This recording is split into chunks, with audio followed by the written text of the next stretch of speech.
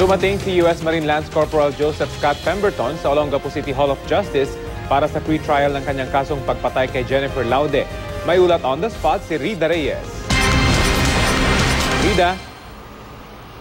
Yes, Rafi, 2 oras nga lang ang itinagal ng pre-trial para sa kasong murder nitong si Lance Corporal Joseph Scott Pemberton dito sa loob ng Olongapo City Hall of Justice.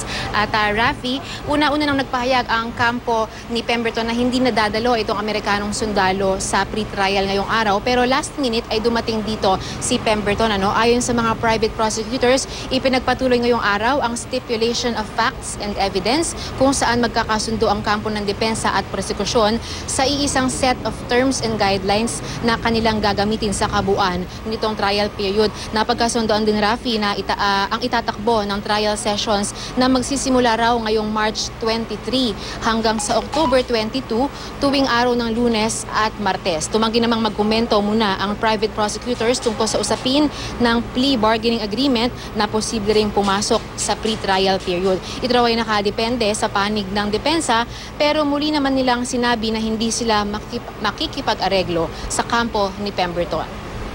We are certain na matatapos na within a year because the trial dates have already been identified.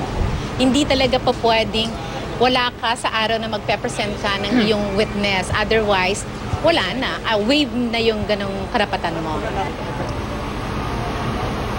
Rafi, bandang alas 11 na umaga kanina ay umalis na rin dito sa gusali si Pemberton at kaagad na rin siyang idiniretso sa kanyang detention facility sa Jusmag Compound sa Campo Aguinaldo sa Quezon City.